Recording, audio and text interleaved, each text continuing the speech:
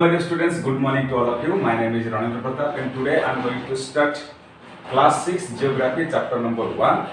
The name of the chapter is our solar system and earth. Earth and our solar system. What is the name of chapter? Chapter का नाम क्या है? Earth and our solar system.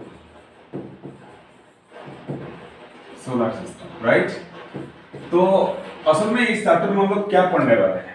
इस chapter में हम लोग ये पढ़ने वाले हैं कि हमारा सोलर सिस्टम है कहाँ और उसका एग्जैक्टली लोकेशन क्या है हमारे जो यूनिवर्स में, और उसमें हमारा जो पृथ्वी है, अर्थ है, उसका क्या रोल रहा है। ठीक है, तो एग्जैक्टली यही चीजें हम लोग इस चैप्टर में पढ़ने वाले हैं। तो इन डिटेल्स में समझाऊंगा, ईच एंड एवरी टॉपिक को बीट बाय बीट समझाऊंगा, लेकिन एक छोटा सा रिक्वेस्ट है, वीडियो को स्किप करने से पहले सोच लेना कि इसमें आप बहुत बड़े चीज मिस करने वाले हो। ठीक है कि नहीं? तो आप चैनल को सब्सक्राइब करके दोस्तों के साथ शेयर कीजिए।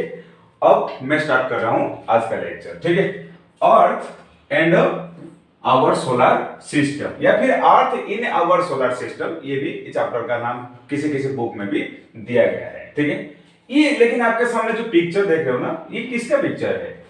थोड़ा अजीब लग रहा है, कुछ लग रहा है जैसे डायमंड का है। नहीं, असल में डायमंड नहीं है, वो एक एक यूनिवर्स है। ये जो है ये एक यूनिवर्स है, ये एक यूनिवर्स है, ये एक यूनिवर्स है, ये एक यूनिवर्स है, ये एक है, ये एक है, तमाम बिलियन बिलियन यूनिवर्स हमारे जो कहां पे जो स्पेस में मौजूद है।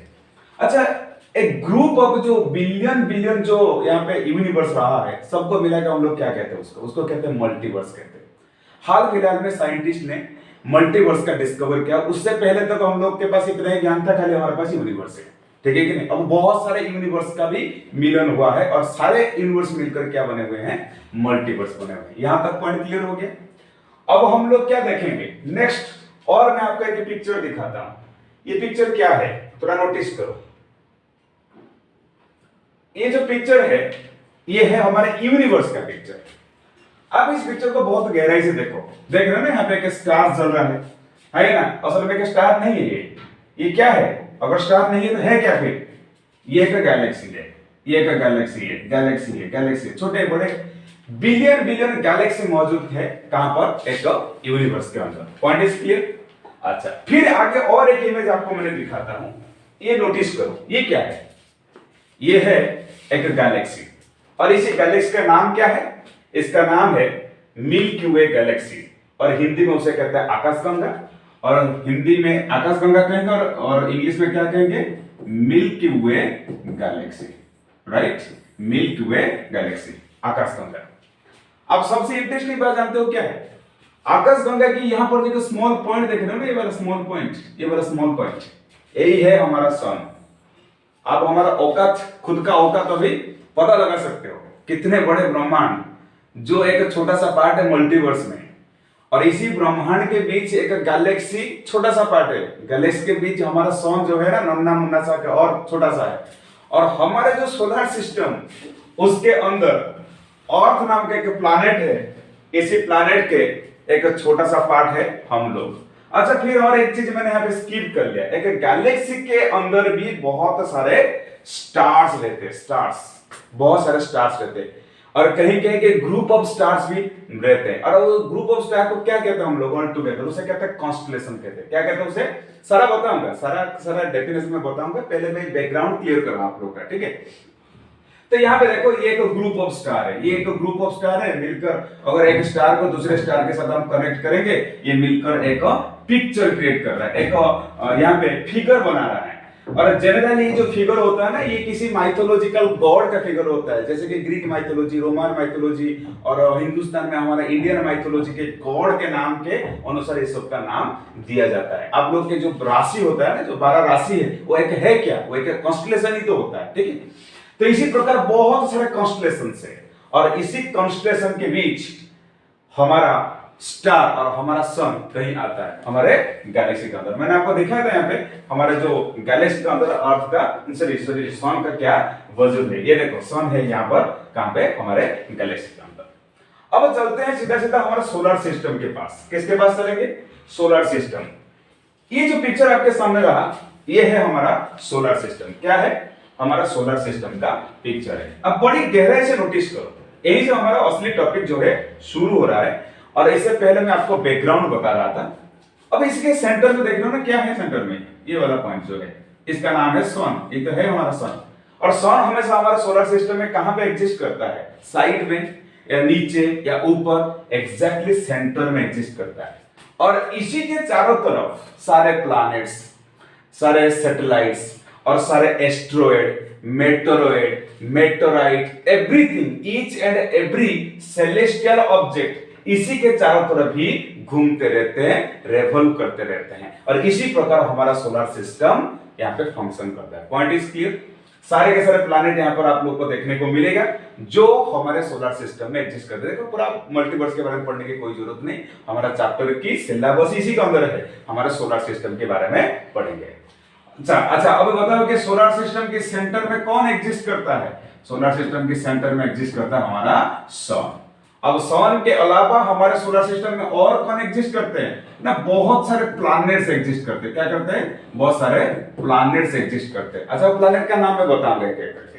प्लैनेट के अलावा और क्या है? एक एस्टेरॉयड बेल्ट यहाँ पे एग्जिस्ट करता है। अच्छा एस्टेरॉयड क्या है मैं आगे आपको बताऊंगा। एस्टेरॉयड बेल्ट यहाँ पर क्या करता है? एग्जिस्ट करता है। ठीक है। और इसके अलावा और क्या होता है? और बहुत सारे कॉमेट्स, मेटेरॉयड, मेटेराइट, ये भी हमारे सोलर सिस्टम में देखने को मिलेगा। Point is clear? अब एक क्वेश्चन यहां पर आ सकता है, सर बताइए कि on the basis of distance सारे प्लैनेट को आप ऐसे अरेंज करके बताइए कि डिस्टेंस के आधार में कोई सन की बड़ी नजदीक है, कोई सन से दूर है। On the basis of distance just arrange the all the planets. मैं अभी अरेंज करके बताऊंगा। सबसे पहले जो प्लैनेट का नाम है वो क्या आएगा? मर्क्यूरी। मर्क्यूरी कितने नंबर डिस्टेंस में आएगा? Which is the very nearest planet of the sun, that is the Mercury. यहां पर ये मर्क्यूरी है। ठीक है। मर्क्यूरी के बाद कौन सा प्लैनेट आता है? सेकंड नंबर में आता है आपका वेनस आता है। वेनस को शुक्र ग्रह भी कहते हैं। और इसके बाद हमारे जो प्लैनेट है जिसमें हम लोग एग्जिस्ट करते हैं, और ये प्लैनेट का रोल नंबर कितना है? इसका रोल नंबर है 3, यानी कि on the basis of distance. और इसके बाद जिस पर सबसे ज्यादा हम लोग आज के दिन पे रिसर्च कर रहे हैं, जो कि हमारा मार्स है। अब ये मार्स का पोजीशन क्या है? नंबर 4। भाई साहब इसका नंबर 4 है तो नंबर 5 किसका है? नंबर 5 है ये भाई साहब का जुपिटर का। इसका नाम क्या है? जुपिटर। जुपिटर बृहस्पति का हिंदी में कहते हैं। इसका नंबर क्या है? 5 में है। और इसके बाद कौन आता है? सैटर्न, शनि ग्रह। कहते हैं ना तुम्हारे किस्मत में भी शनि है, इसी ग्रह का प्रभाव ही होता है। ये नंबर क्या है? 6 होता है। और इसके बाद आता है यूरानस नंबर 7, और इसके बाद क्या आता है? Neptune number 8। दोबारा रिवाइज करो। On the basis of distance which planet is arrange the planets. Number 1 Mercury, number 2 Venus, number 3 Earth, number 4 Mars, number 5 Jupiter, और 6 सैटर्न, 7 में कौन आता है? यूरानस, और 8 में क्या आता है? नेपच्यून। इसके साथ और एक इंटरेस्टिंग फैक्ट देखो यहां पर, क्या इसका नाम है? प्लूटो। प्लूटो जो है वो पहले 9th नंबर ग्रह में कंसीडर किया जा रहा था। टिल 2006 तक इसको 9th नंबर प्लैनेट का उसको कंसीडर किया जा रहा था। लेकिन बाद में रिसर्च करा गया यार ये जो प्लैनेट है ना, इसका साइज इतना ज्यादा छोटा है, कहीं कहीं सैटेलाइट से भी छोटा है, तो इसको हम किसी एंगल से एक प्लैनेट कहेंगे। फाइनली प्रोबेबली इन 2006 ही हमारे जो साइंटिस्ट इसको प्लैनेट की लिस्ट से हटा के उसका नाम एक ड्वार्फ प्लैनेट की लिस्ट में ऐड कर दिया गया। This became a dwarf planet. Dwarf का ना भावना ग्रह, भावना ग्रह का मतलब छोटा ग्रह है, छोटा मोटा ग्रह की लिस्ट में डाल दिया गया। ठीक है ना, it is not a satellite. ये सैटेलाइट नहीं है, ये को ग्रह है लेकिन छोटा ग्रह है। अब ये हो गया हमारा सारे के सारे प्लैनेट्स। अब प्लैनेट्स के अलावा देखो यार बहुत सारा सैटेलाइट्स भी होता है। क्या क्या सैटेलाइट्स होता है? ये देखो एक सैटेलाइट से, एक सैटेलाइट से, सैटेलाइट से, हर लगभग ऑलमोस्ट ऑल प्लैनेट्स के पास क्या होता है? सैटेलाइट्स होते हैं।